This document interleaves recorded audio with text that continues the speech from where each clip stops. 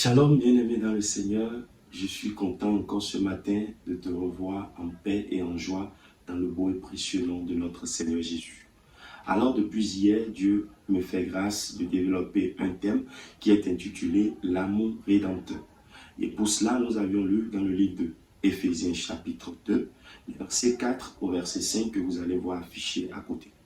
Alors, nous avions abordé un premier point qui était intitulé « L'amour éternel ». Un amour éternel préparé depuis toujours.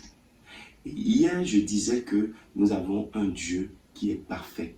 Un Dieu qui existait dès la création de ce monde. Oui, Jésus existait depuis. Jusqu'à j'avais exécuté un petit cœur qui disait qu'il était là dès la création, le Fils unique du Dieu très haut. Il est le Dieu merveilleux et bon. Alors, je disais hier que Dieu, parce qu'il nous aimait, il a un plan parfait pour nous.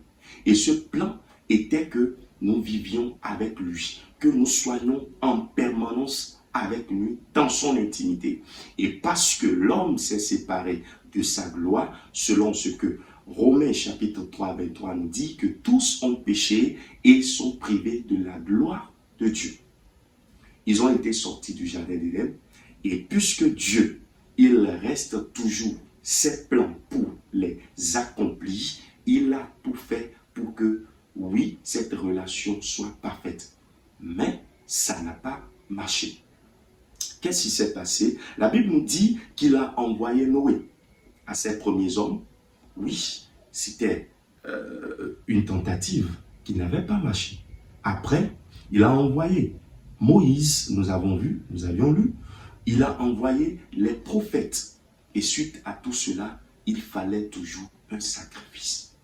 Un sacrifice, oui, un sacrifice. Et la Bible nous dit qu'à la fin de chaque année, le souverain sacrificateur doit opérer un sacrifice pour le pardon des péchés.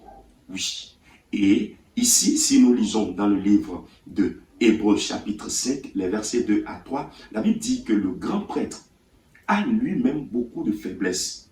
Et parce qu'il est faible, il doit offrir des sacrifices pour les péchés. Oui, non seulement pour le peuple, mais aussi pour lui-même. Il n'était pas parfait. Et en Hébreux 7, verset 23 au verset 24, la Bible nous dit, de plus, il y a eu des sacrificateurs en grand nombre, parce que la mort les empêchait d'être permanents. Mais Jésus, lui, vit pour toujours. Et jamais personne d'autre ne sera prêtre à sa place. Évidemment, personne ne peut être prêtre à la place de Jésus. Et on nous disait que ces grands prêtres, à la fin de chaque année, lui seul, le souverain sacrificateur, avait la possibilité de faire son entrée dans le lieu très saint, où il doit offrir le sacrifice en son nom et au nom du peuple de Dieu.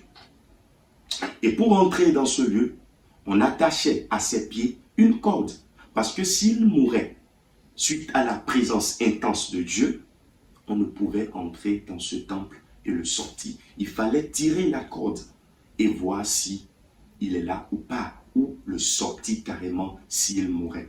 La présence de Dieu était intense dans le lieu très saint. Alors, qu'est-ce qui s'est passé? On nous dit dans Hébreux 10, verset 3 à 4, on dit, mais dans ces sacrifices, il y a rappel chaque année des péchés, car il est impossible que le sang des taureaux et des boucs ôtent les péchés. Oui, le sang d'un animal n'était pas parfait pour effacer le péché de l'humanité. Ce n'était pas un sang parfait pour couvrir les péchés au-delà d'un an. Il fallait que cela fasse un an. Un an exactement. Après un an, on doit faire et opérer un autre sacrifice. Je voyais que c'était déjà trop compliqué pour l'homme parce qu'il nous aimait beaucoup. Cet amour parfait, cet amour selon ce que Tite nous dit. Tite nous dit alors, la Bible nous dit dans Tite chapitre 3 à partir du verset 5, il dit, il nous a sauvés et il ne l'a pas fait à cause des actes de justice que nous aurions pu accomplir, mais conformément à sa compassion, à travers le pain de la nouvelle naissance et le renouvellement du Saint-Esprit. Non, il n'a pas eu besoin de nous. Il n'a pas eu besoin de ce que nous étions. D'ailleurs, nous étions perdus. D'ailleurs, nous étions déjà complètement foutus. Il a vu. Oui, parce qu'il nous aime.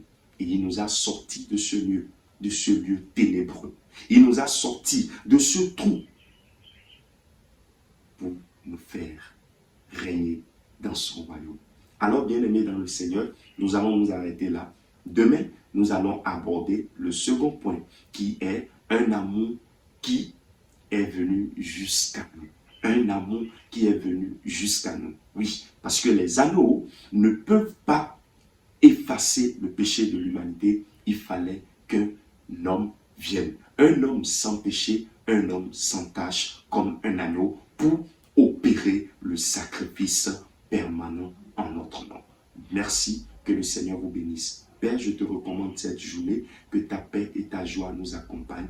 Au nom de Jésus, j'ai prié. Amen. Bonne journée à nous et à demain.